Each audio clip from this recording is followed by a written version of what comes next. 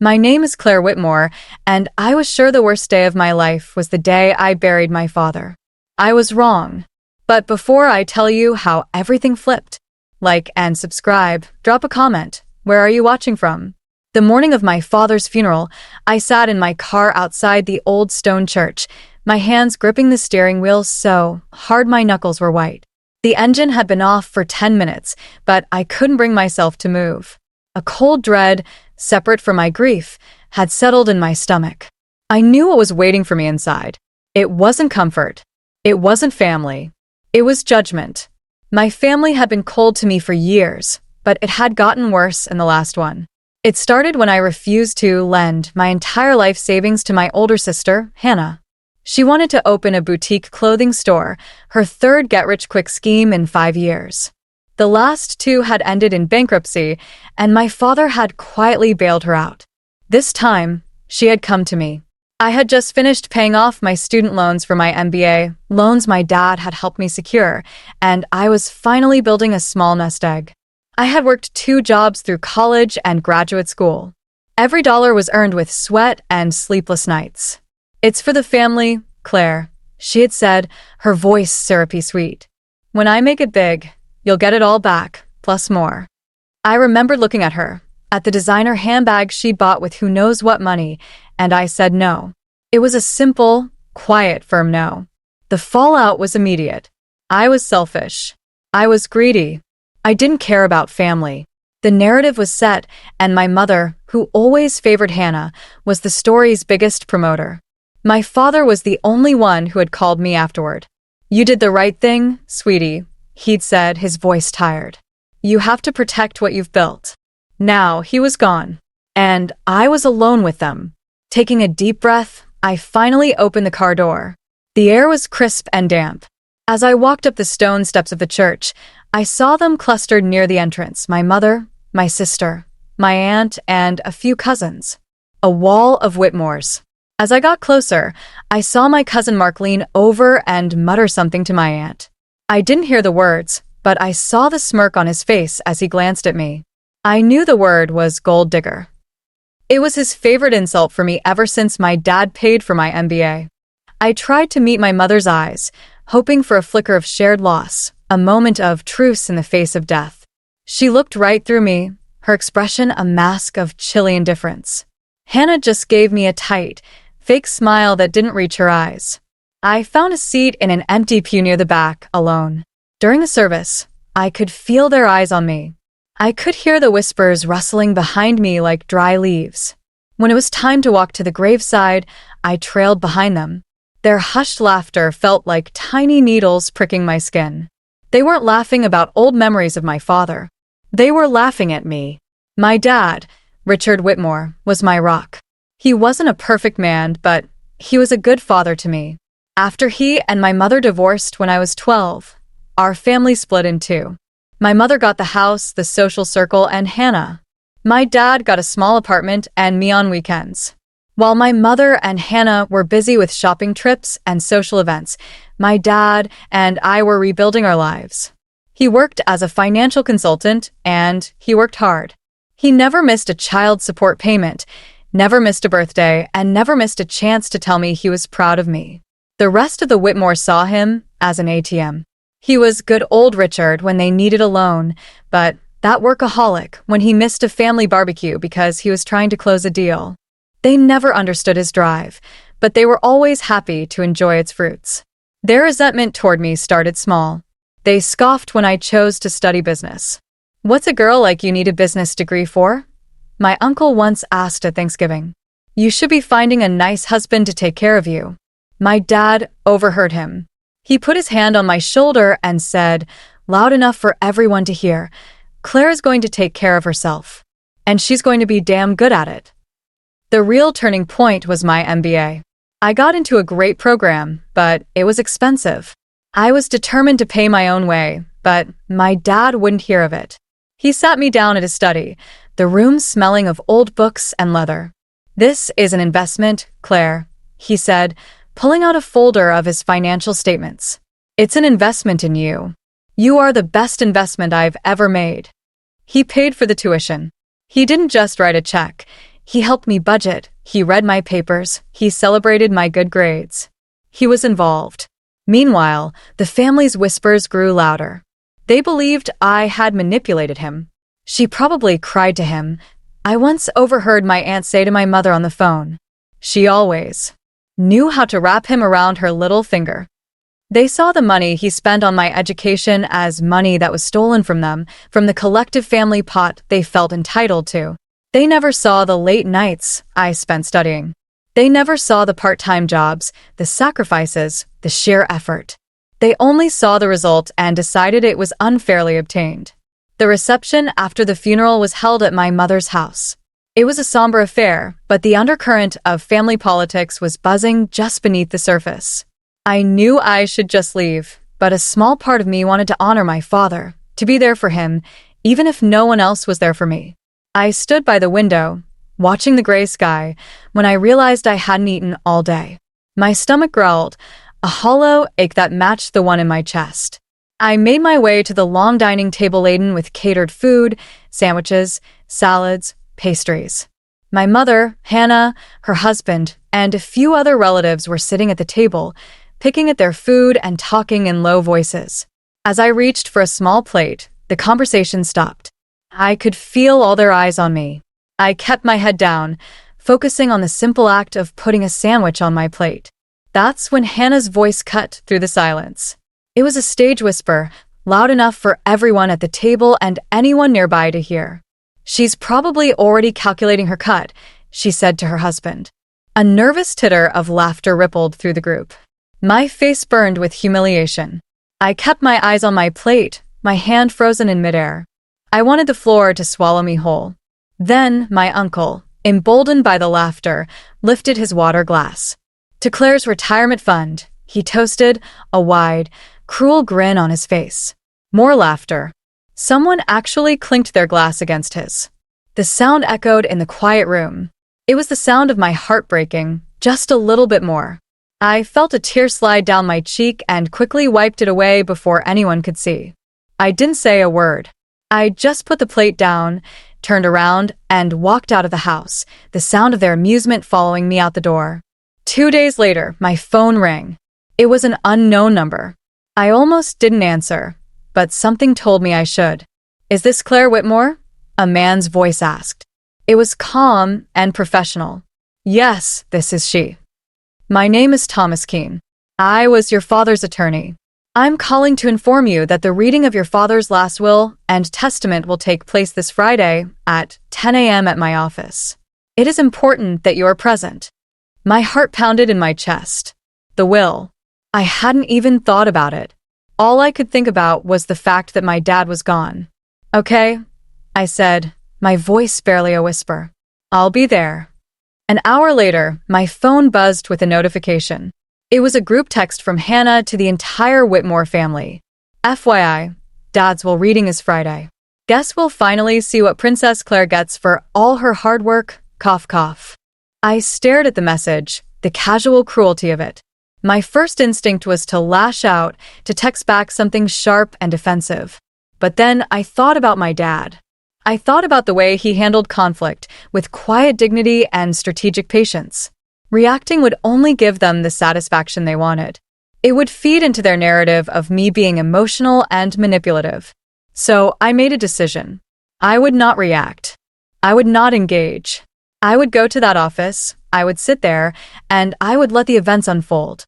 I would be a silent observer. My silence would be my shield and, if necessary, my weapon. I put my phone down and felt a strange sense of calm settle over me. The game was on, but I wasn't going to play by their rules anymore. Friday morning arrived, gray and overcast, matching my mood. The law office was in a tall glass building downtown. The conference room was exactly what you'd expect: a long, polished oak table, high-backed leather chairs, and walls lined with intimidatingly thick law books. The air was heavy with anticipation and hostility. I was the last to arrive. My mother and Hannah were sitting together, a united front of disapproval. Their arms were folded across their chests, and they glared at me as I walked in. I chose a seat at the far end of the table, putting as much distance between us as possible. I could feel their collective gaze on me, analyzing my simple black dress, my composed expression. I could hear the muttered comments. My uncle was making quiet bets with my cousin on how much I would get. "I'll bet you $100 she gets the pocket change," he whispered, loud enough for me to hear. "Dad probably left her a coupon book for a job well done," another cousin snickered. I kept my face neutral, my hands resting calmly in my lap. I looked at each of them one by one. I saw the greed in their eyes, the entitlement, the years of baseless resentment. They thought they knew me. They thought they had me all figured out. They were about to learn how wrong they were. Mr. Keene entered the room, a leather-bound portfolio in his hand. He was an older gentleman with kind eyes, but a no-nonsense demeanor. "Good morning," he said, sitting at the head of the table. "We are here today to read the last will and testament of Richard Whitmore.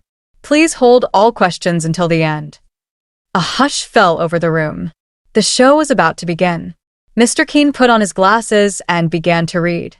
The legal language was dense, but the meaning was clear. He started with the smaller bequests. My dad's old watch, a vintage Rolex, went to his brother, my uncle. A few small checks of $10,000 each were left to some lifelong family friends. A collection of first edition books went to a cousin who actually shared my dad's love of literature. With each name, I could see the tension in the room build. Then he came to Hannah's name. To my eldest daughter, Hannah, Mr. Keene read, "I leave my fishing boat, the Serenity, and all the equipment associated with it, in the hopes that she might finally learn the value of patience." I risked a glance at Hannah. Her face was a picture of disbelief. She had been beaming just a second before, expecting a windfall. Now her mouth was slightly agape. The fishing boat? It was a nice boat, sure, but it was a hobby, not an inheritance. My mother reached over and put a hand on her arm, her own face tightening. Murmurs rippled through the room. This was not going according to their plan. I felt a small, guilty flutter of satisfaction, but I quickly pushed it down. I kept my expression serene, my eyes fixed on the lawyer. The main assets, the house, the business, the investments, hadn't been mentioned yet. This was just the opening act. Mr. Keene paused, took a sip of water, and looked around the room. It felt like he was preparing us for something. He adjusted his glasses and continued. "And now," he said, his voice steady and clear, "for the remainder of my estate." The room went dead silent. You could have heard a pin drop. Every eye was on him. He read the next words slowly, deliberately, giving each one its full weight. "To my beloved daughter, Claire Whitmore, I leave the Whitmore estate, my business holdings, all investment accounts, and the remainder of my assets, totaling $7,400,000, in recognition of her loyalty, integrity, and the years she stood by me when no one else would." Silence. It wasn't just a lack of noise. It was a physical presence. It slammed into the room, sucking all the air out. I felt it like a pressure wave. My own breath caught in my throat. $7.4 million. The number didn't seem real. I looked up from the table. My mother was blinking rapidly, as if trying to clear her vision, her face pale. Hannah's mouth had fallen open in a slack-jawed stare. Her eyes, wide with shock, were locked on me. My uncle, the one who had joked about the coupon book, just muttered, "No way," under his breath. The smirks and whispers were gone, replaced by a thick, suffocating wave of stunned disbelief. In that moment, I wasn't thinking about the money. I was thinking about the last words my dad had written. In recognition of her loyalty, integrity, and the years she stood by me when no one else would. He saw me. All this time he saw everything. And in the end, he made sure they saw it too. A single tear, hot and heavy, rolled down my cheek. It wasn't a tear of sadness or even a victory. It was a tear of gratitude. The silence shattered. "What?" Hannah's voice was a shrill shriek. "That's impossible. She influenced him. She must have poisoned him against us in his final years." "This is unnatural," my mother chimed in, her voice trembling with rage. "For a father to bypass his eldest child, his family, it's just not right. We'll contest this." The room erupted into a chorus of angry, Confused whispers. Accusations flew across the table, all aimed at me. I remained silent, looking to Mr. Keene. He held up a hand, and the room quieted slightly. Mr. Whitmore anticipated this reaction, he said calmly. He reached into his briefcase and pulled out a small tablet. He recorded a video message to be played in the event of any dispute. He turned the tablet around so the screen faced the family. A moment later, my father's face appeared.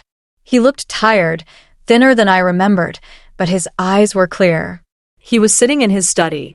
The video was dated 1 month before his passing. His voice, raspy but firm, filled the conference room.